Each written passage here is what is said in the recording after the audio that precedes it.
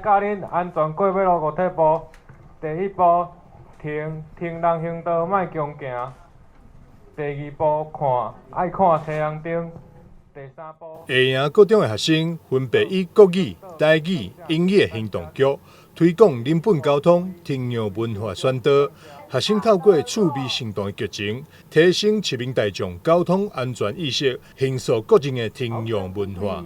有阿嬷头前要袂破恁的，冲啊冲啊！就当马地车红灯顶要变做红灯啊，袂当过去。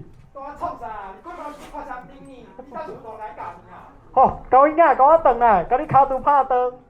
在今年的交通安全月上，我们特别的全方位，这个无差别的来做这个宣导啊，包括这个年长者的社团，我们也努力宣导，包括小学生或中学生来劝导家人，我们也来宣导，尤其很多交通安全的习惯要从小养成，等到年长者已经出社会了或是年长了，再要改变习惯就会难度增加。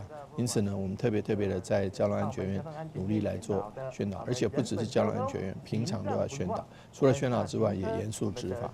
所以包括萝卜棍子都要来，希望说大家能够遵守交通安全的习惯。台南市政府全国首创的交通安全教育辅导团，更是大力培育人本交通教育宣传精主教师，前往各校办理宣讲服务，协助教师精灵。